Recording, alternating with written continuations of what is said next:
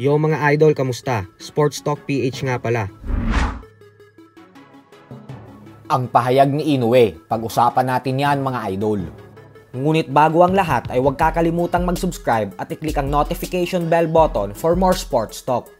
So bagamat nga po kapansin-pansin na nasa napakagandang kondisyon ang 2-division undisputed world champion Japanese monster na Naoya Inoue, sa naging laban niya nitong nakalipas na Biyernes lamang kung saan wala siyang naging problema sa pagkuha ng tamang timbang sa official and final weigh-in, at tinalo niya pa ng walang kahirap-hirap via 4th round knockout ang South Korean challenger na si Ye-Jun Kim, ay ibinunyag nga po ni Inoue sa post-fight press conference na sobrang nahihirapan na daw siya ngayon sa super bantamweight division.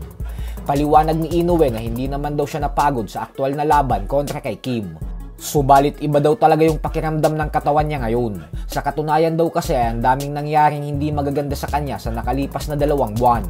Hindi din umano naging madali sa kanya yung pag-cancel ng laban kontra kay Sam Goodman at bigla ang pagpalit ng kalaban. Kaya naman parang hindi daw mabuti ang nararamdaman niya ngayon. Buti na nga lamang umano ay naitawid niya pa din daw ang laban kontra kay Kim at naipanalo sa kabila ng hirap na mga pinagdaanan niya.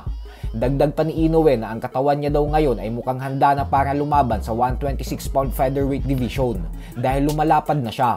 Baka ito umano ang dahilan kung bakit medyo nahihirapan na siya sa super bantamweight. Subalit sa kabila nga po nito ay hindi pa din aakyat ng featherweight division si Inoue, gawa ng pinaplano muna nitong labanan ang mga mandatory challengers niya. Sa buwan ng Abril po ay inaasahan na lalabanan ni Inoue ang WBC mandatory challenger niya na si undefeated knockout artist Alan Picasso sa Amerika. At pagkatapos naman nito ay lalabanan naman ni Inoue ang kanyang WBA mandatory challenger na si former unified IBF and WBA super bantamweight world champion Muradjon Akhmadaliev sa buwan ng September na siya namang posibleng ganapin sa Saudi Arabia. Pero tingnan nga po muna natin kung papayag ba ang WBA na unahin muna ni Inoue si Picasso. Dahil alam naman nating lahat na nagbanta na ang WBA, natatanggalan nila ng titulo si Inoue kapag hindi pa nito sunod na labanan si Akhmadaliev pagkatapos kay Kim. Habang ang IBF mandatory challenger naman na si Sam Goodman ay tuluyan ang nawala ang pag-asang makasagupa ang binansagang halimaw ng Japan.